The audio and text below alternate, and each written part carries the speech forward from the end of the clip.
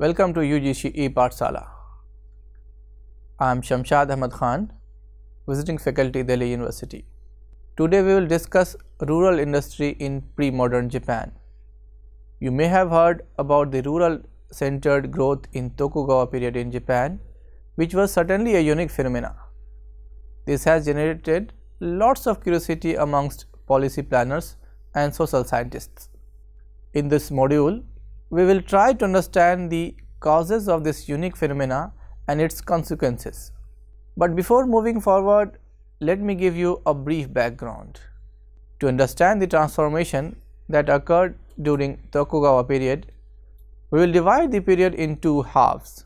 The first half of the Tokugawa period shows signs of population growth, increasing urbanization, and rise of castle towns. However, the latter half is marked by a stagnant population, decline of castle towns, and deurbanization. This deurbanization has been the core subject in researching the unique nature of Japanese socio-economic trends of the Tokugawa period. As we are aware, events in history are driven by the rules that govern the people and public response to these rules. In Tokugawa Japan, the state has imposed certain level of rigidity to ensure peace and stability. These impositions by the state was aimed at eliminating all threats to the ruling class, their powers and position.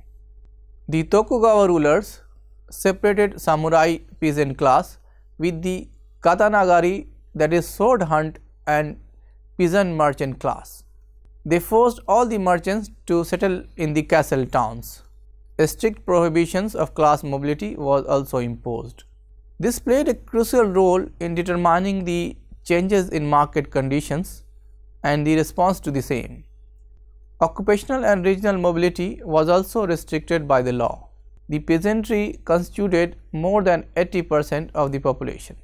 It was theoretically ranked next to the samurai, though in reality their social status was lower than that of merchant and artisans who lived in towns.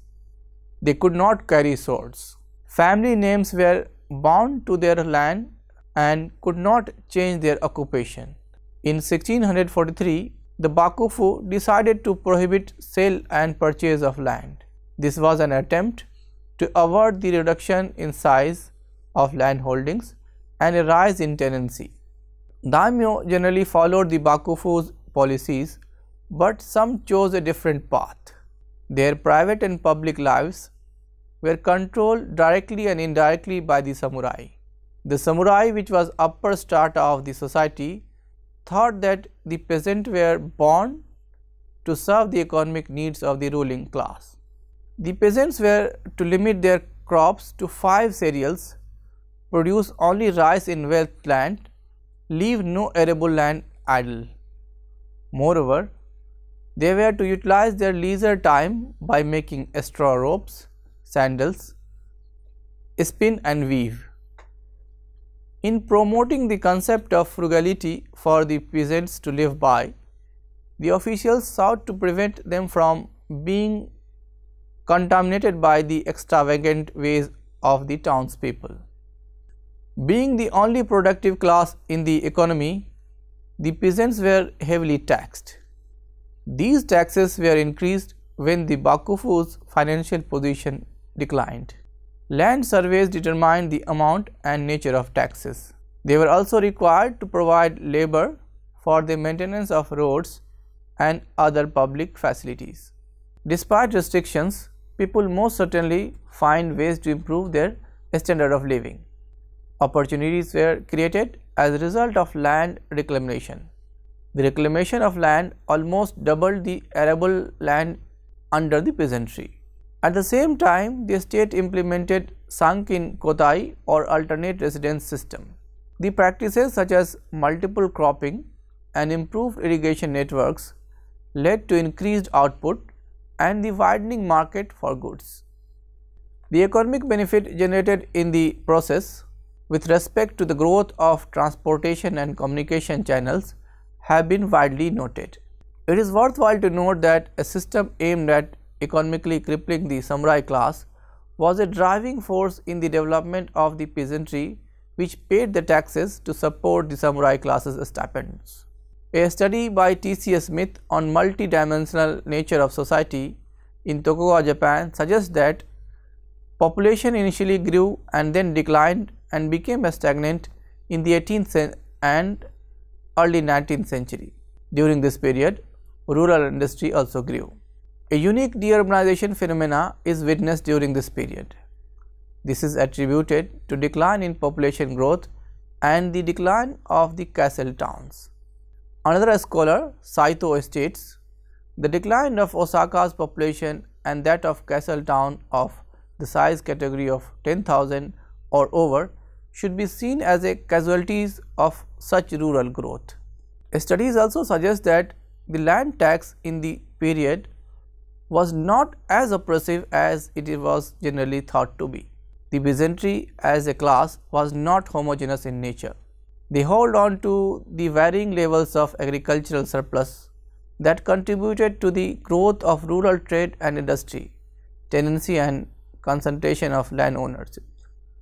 The studies on peasant understanding and valuing of times, even if not expressly discussed in economic terms, display a stronger foundation as a society ready for the coming modernization of Japan.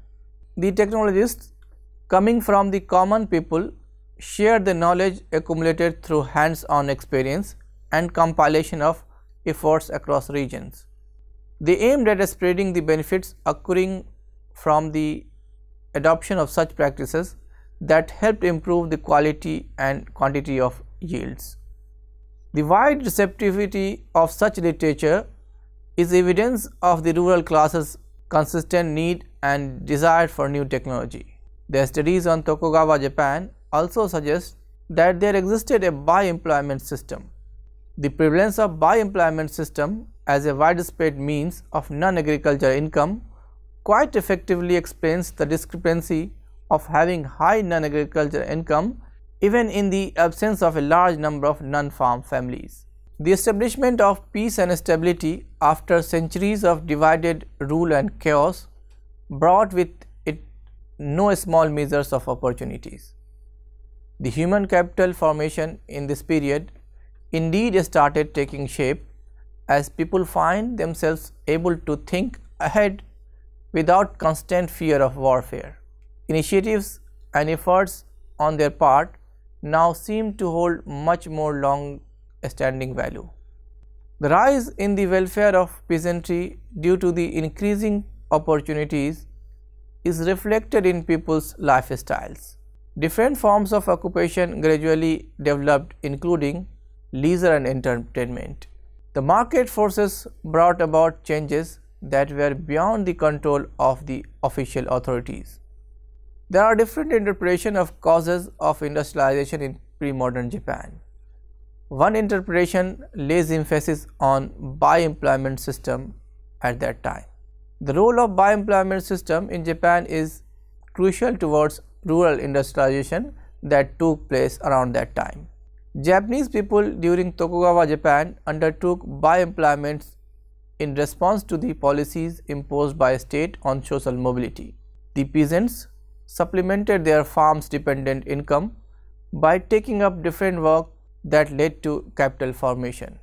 Moreover, semi-autonomous nature of fiscal and economic policy making as well as local nature of dispute resolution were important factors that contributed to creation of favorable environment for rural human development. More yields, large market, better technology and thus the commercialization of agriculture moved to increase the per capita incomes of the rural class. This is important to note that the population controlled by the state and the people ensured the prevention of declining standard of living and the unique nature of industry that took hold at that time. The initial decades of the era saw rising population growth such that population density by the 18th century was already at much higher levels than that of its western counterparts. Additionally, the effects of comparative advantage that inevitably rise with increasing demands for production and the tendency towards regional specialization, took a unique form in this case by evading the clear separation of agriculture and industry and the breakdown of the traditional family.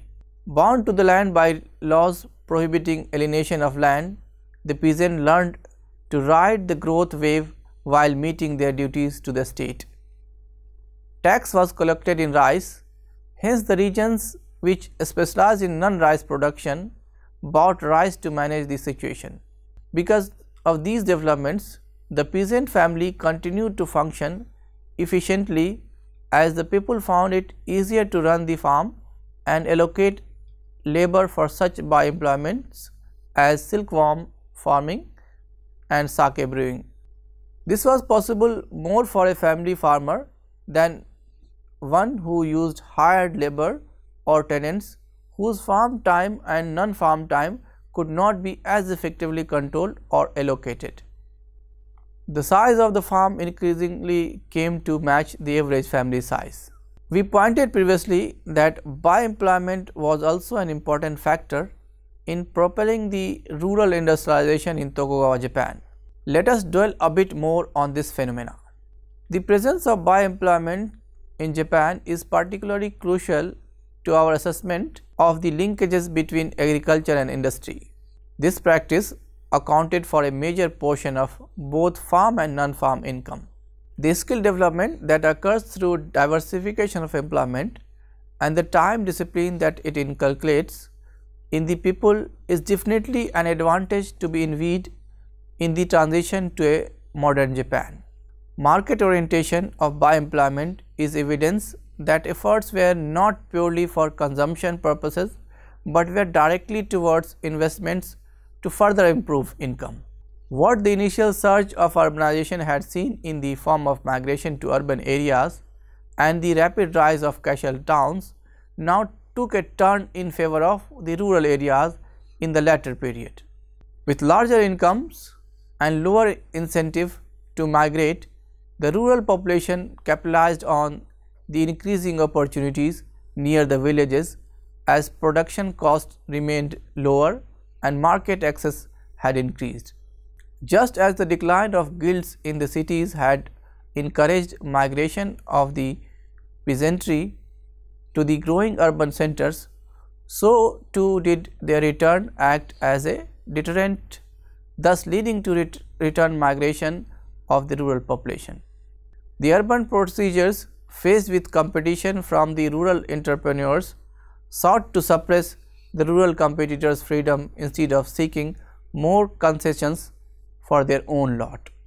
The peasants on their part had by this time achieved considerable rise in income to be able to shift operations to the rural areas where market had spread and opportunities could be gained without the restrictions of the urban areas.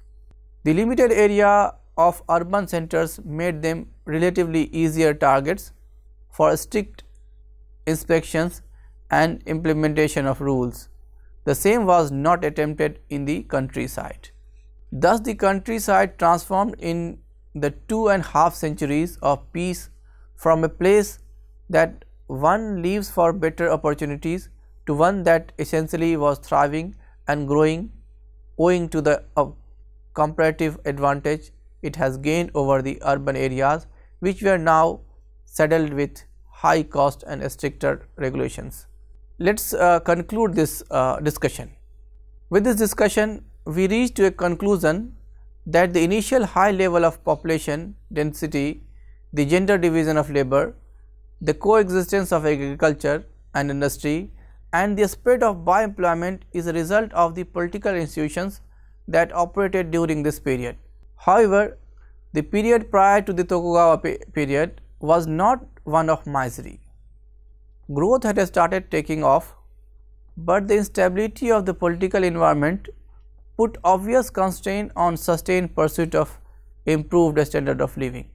The change we note is triggered mainly by the peace and stability consciously established by the state following the unification of Japan.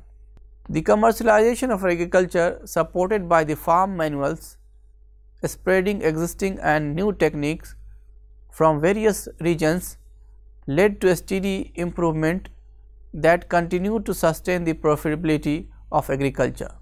As market forces continued to change the way of life, labor incentive technology was adopted, trade and industry opportunities became accessible to a wider section of the population. Japan was well into the process of human capital formation. The period had adopted an educated workforce capable of adopting new technology and creating them as well. The society underwent fundamental changes even as it held on to many traditional values.